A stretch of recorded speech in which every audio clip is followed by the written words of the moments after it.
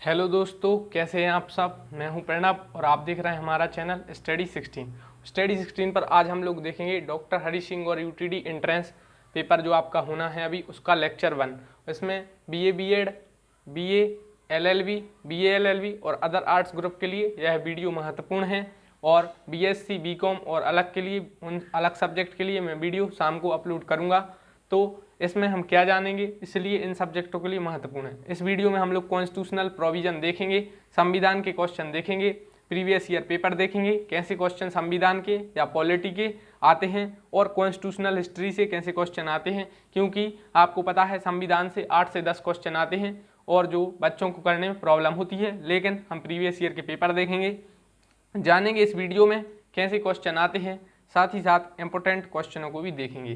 तो जैसे कि ये पेपर है, ये बीए एलएलबी का पेपर है जिसमें कॉन्स्टिट्यूशन के कैसे क्वेश्चन आए हम ये भी देखेंगे और मैं अपने क्वेश्चन भी बताऊंगा कि कैसे आपको पढ़ना है। तो ये है लेक्चर 1 और यह बीए बीएड, बीए एलएलबी वालों के लिए महत्वपूर्ण है। और अगर आप कॉन्स्टिट्यूशन से रिलेटेड आप पढ़ना चाहते हैं तो उनके लिए भी, मैं यह नहीं कह रहा हूँ कि महत्वपूर्ण नहीं है, उनके लिए भी महत्वपूर्ण है। बाकी इसलिए मैंने बता दिया कि इनके लिए तो यह सबसे ज़्यादा स्पेशल महत्वपूर्ण है, खासकर के लिए एलएलबी और बीए एलएलबी वाले स्टूडेंट्सों के लिए। तो जैसे कि क्वेश्चन आया था, भारतीय संविधान सभा की प्रथम बैठक हुई।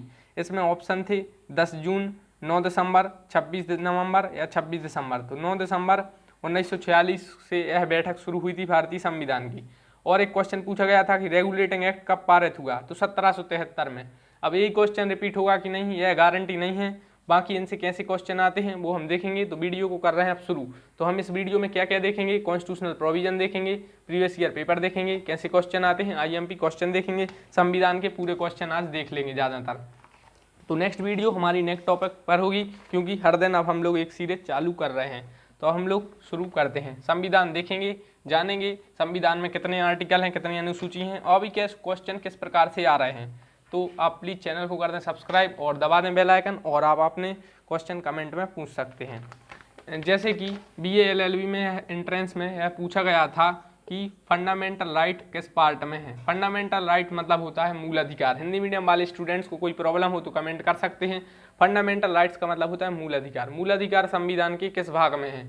तो इस प्रकार से क्वेश्चन पूछे जाते हैं। या डीपीएसपी, जिन्हें राज्य के नीति निर्देशक तत्व कहते हैं, संविधान के किस भाग में है। या फंडामेंटल राइट्स कितने हैं, या फंडामेंटल राइट्स किस देश से लिए गए हैं, डीपीएसपी किस देश से ली गई हैं, सब कुछ इसमें जानेंगे। कितनी अनुसूचियां हैं, कितनी शेड्यूल्स हैं, कितने संविधान संशोधन हुए हैं, संविधान संशोधन कहाँ से लिए गए हैं, इस प्रकार के क्वेश्चन पूछे जाते हैं। जैसे एक क्वेश्चन पूछा गया कि रेगुलेटिंग एक्ट किस वर्ष पारित हुआ था। ये टफ क्वेश्चनों में से है, लेकिन मैं अब आपको इनको इजी बना दूंगा और बताऊंगा कि कैसे क्वेश्चन आगे आ सकते हैं या आने की ज़्यादातर संभावना है। तो ये लेक्चर 1 है डॉक्टर हरी सिंह और यूटीडी का। इसके साथ ही हम अब रेगुलर लेक्चर अपलोड आपके लिए करेंगे। तो अब हम लोग देखेंगे आगे के प्रोविजंस के बारे में।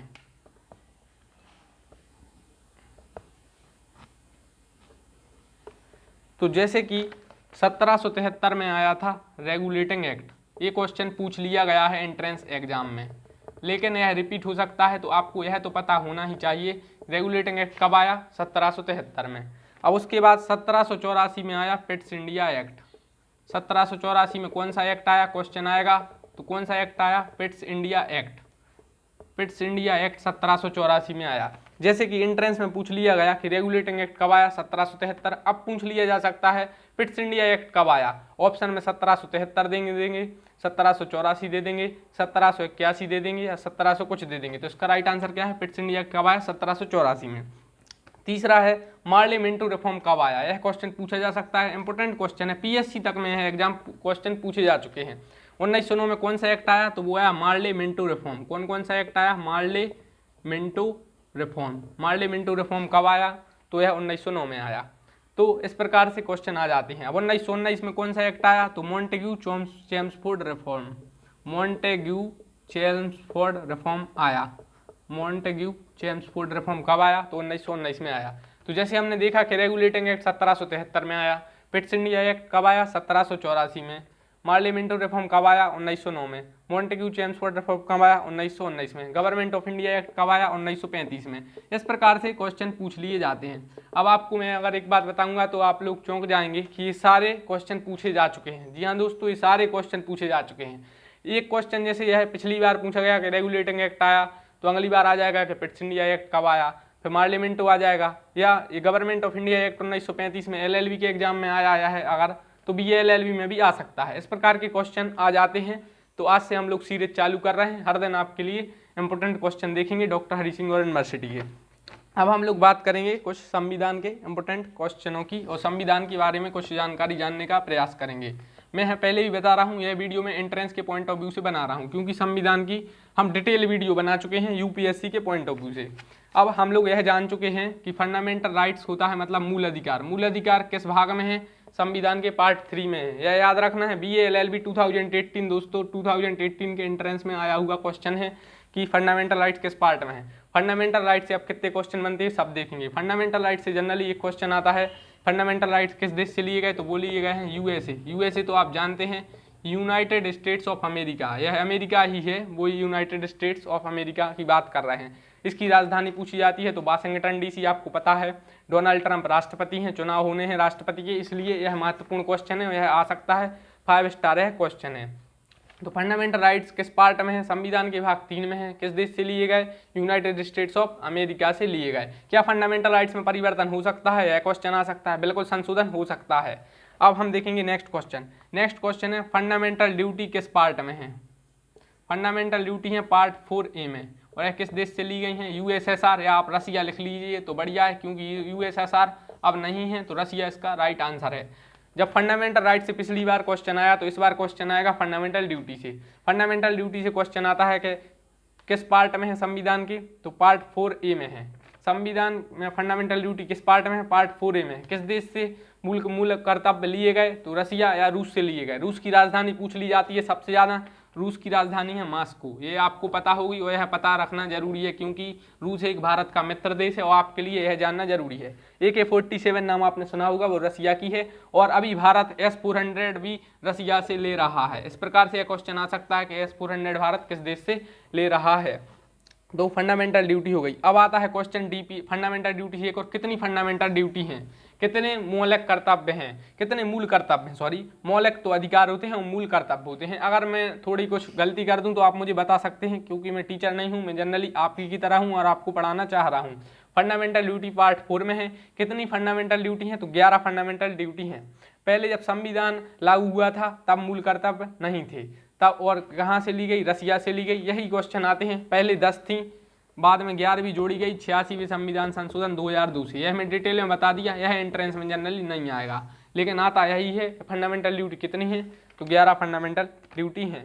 अब बात करेंगे नेक्स्ट, और वो है डीपीएसपी। डीपीएसपी किस पार्ट में है? क्वेश्चन आएगा डीपीएसपी या राज्य के नीति निर्देशक तत्व संविधान के किस पार्ट में है? तो पार्ट 4 में है। नीति निर्देशक तत्व क्या है? तो ये राज्य के लिए एक नीति निर्देशक का काम करते हैं कि राज्य अच्छे से कानून बनाए। डीपीएसपी पार्ट 4 में है संविधान के।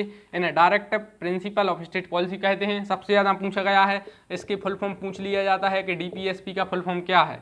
तो directive principle of state policy किस पार्ट में है? संविधान के पार्ट 4 में। किस देश से लिए गए? आयरलैंड से ली गई हैं जी, आयरलैंड से ली गई हैं। इसकी राजधानी है डबलिन इसकी राजधानी है आयरलैंड की। तो fundamental right, fundamental duty, DPSP सबसे ज़्यादा क्वेश्चन पूछे जाते हैं इनसे। डॉक्टर हरि सिंह और एंट्रेंस से आप कोई भी एंट्रेंस उठा के देख ले, यहाँ तक कि आईएएस के एग्जामों में तक सबसे ज़्यादा क्वेश्चन फंडामेंटल राइट से होते हैं। जब आप लोग सेमेस्टर एग्जाम में प्रवेश कर जाएंगे तब आप देखेंगे कि यह कितने महत्वपूर्ण क्वेश्चन हैं। इसके बाद क्वेश्चन बनते हैं, वो हम ऑल देख रहे हैं। इसके बाद जो क्वेश्चन बनते हैं वो बनते हैं शेड्यूल से, जिन्हें अनुसूची कहते हैं। क्वेश्चन आता है कि संविधान में कितनी अनुसूचियाँ हैं अभी, और जब संविधान लागू हुआ था तब कितनी अनुसूचियाँ थीं। तो आपको बता दूं, जब 1950 में हमारा संविधान लागू हुआ था तो 8 अनुसूचियां थीं, लेकिन अभी 2020 चल रहा है और अभी अनुसूचियों की संख्या है 12। और आईएएस के एग्जाम में पूछा गया था कि 9वीं अनुसूची कब जोड़ी गई, तो इतना एग्जाम में नहीं पूछा जाता है। जनरली पूछा जाता है कि अनुसूचियाँ कितनी हैं। अनुसूचियों को इंग्लिश में शेड्यूल्स कहते हैं, और जब संविधान लागू हुआ था तब 8 थीं और अभी 12 हैं।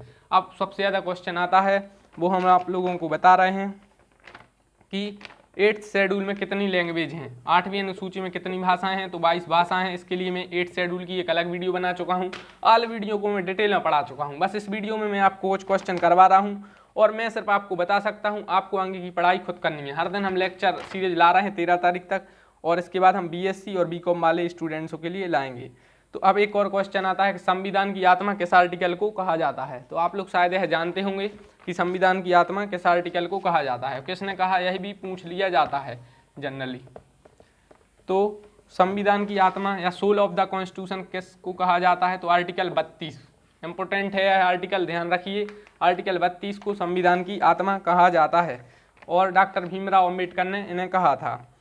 नेक्स्ट क्वेश्चन सबसे इंपॉर्टेंट है, BALLB 2018 में पूछा जा चुका है कि BALLB में पूछा जा चुका है संविधान दिवस कब मनाया जाता है। तो संविधान दिवस मनाया जाता है 26 नवंबर।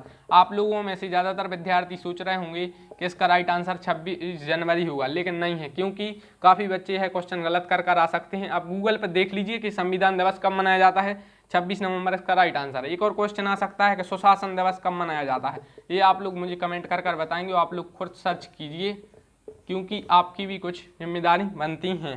इस प्रकार से हम लोग संविधान के क्वेश्चन देख लिए हैं। अब क्वेश्चन आता है कि इमरजेंसी प्रोविजंस किस देश से लिए गए हैं। इमरजेंसी प्रोविजन और अमेंडमेंट, इस प्रकार से क्वेश्चन जनरली पूछ लिए जाते हैं। इमरजेंसी या आपात उपबंध, हिंदी मीडियम वालों के स्टूडेंट के लिए मैं हिंदी में बोलता हूँ, बाकी मैं लिखता हूँ इंग्लिश में। इमरजेंसी प्रोविजन किस देश से लिए गए हैं, तो वो लिए गए हैं जर्मनी से। जर्मनी की राजधानी पूछ ली जाती है, तो वो है क्या, बर्लिन। बर्लिन जर्मनी की राजधानी है और हिटलर यहीं से फेमस था। नेक्स्ट है इमरजेंसी प्रोविजन हो गए। अब अमेंडमेंट का मतलब होता है संशोधन। क्या संविधान में संशोधन हो सकता है, एक क्वेश्चन आता है। संशोधन का मतलब होता है परिवर्तन। क्या संविधान में परिवर्तन कर सकते हैं हम कुछ, बिल्कुल कर सकते हैं। किस देश से ली गई है शक्ति, वो ली गई है साउथ अफ्रीका से।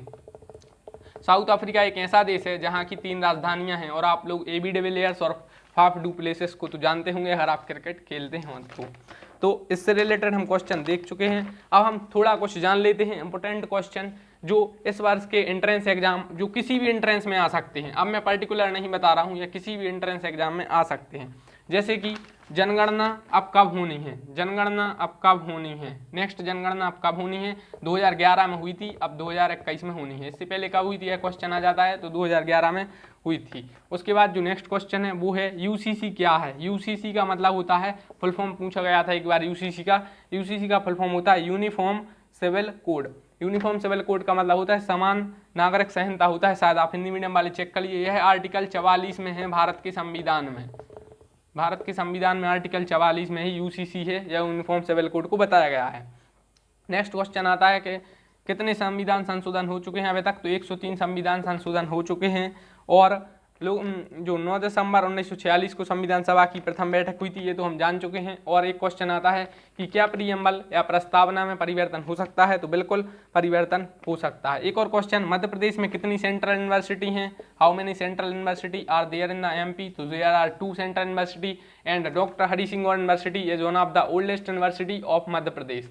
सो यह सबसे पुरानी यूनिवर्सिटी है मध्य प्रदेश की, डॉक्टर हरि सिंह विश्वविद्यालय। इसकी मैंने एक वीडियो स्पेशल बनाई थी, जिसमें मैंने आपको ऑल डिटेल दी थी डॉक्टर हरि सिंह के इतिहास से, क्योंकि इनसे क्वेश्चन आ जाते हैं। गौर दिवस कब मनाया जाता है, गौर जयंती कब मनाई जाती है, डॉक्टर हरि सिंह विश्वविद्यालय की स्थापना कब हुई, सेंट्रल यूनिवर्सिटी कब बनी।